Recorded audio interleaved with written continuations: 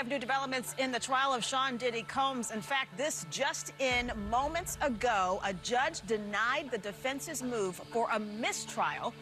Diddy's lawyers asked the judge for a mistrial after arguing the prosecution made an unacceptable suggestion in front of the jury. So let's get right to Ron Chapman. He's a federal defense attorney, author of Truth and Persuasion in the Digital Revolution, and host of The Wall podcast. Welcome, Ron. First of all, so this is what we're learning right now. And again, this just happened in the courtroom. This mistrial request came from the defense. It was denied, the defense saying it was outrageous in their opinion when prosecutors appeared to suggest that Sean Diddy Combs destroyed fingerprints taken from Kid Cudi's house after the January 2012 bombing of his car.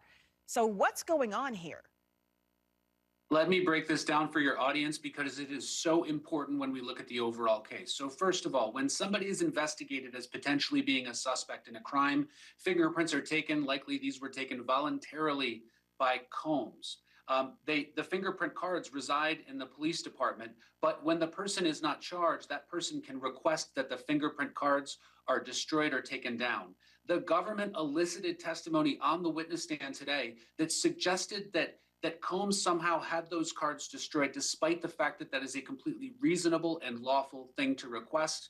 The reality is that he was not charged for any involvement in the 2012 Molotov cocktail related to Kid Cudi's car, but the government wants to continue to assert that he had some wrongdoing there. I would say that in Judge Subramanian's words, this is outrageous and prejudicial conduct. That's what he called it, and it certainly does not show that the government is ahead in this case, or at least as ahead as they think they are. Very interesting. Okay, so we're also learning that an arson investigator on the stand earlier testified that he believes someone targeted Kid Cudi's Porsche. What connection is he making, or what connection does the prosecution hope he makes here? Yeah, this is really interesting because Kid Cudi said he thought it was related to Combs, and that testimony was allowed, which was quite surprising to me. But now this arson investigator said that he was investigating Diddy as a suspect in the Molotov cocktail bombing. But what has also happened is that there's been no link established between Combs or anybody else related to the Molotov cocktail, only this insinuation that there was violence related to Diddy, Cassie Ventura, and Cudi around that time, and that this must have been because of Diddy's order. But we don't expect the government to be able to tie this up, which is very problematic for their case. And remember, the reason why this is very important is because Cassie Ventura left Sean Puffy Combs for Kid Cudi. If there's no threat or violence related to that, then she has free will. And if she used free will to walk away from it, it looks much less likely for her to be the victim of trafficking.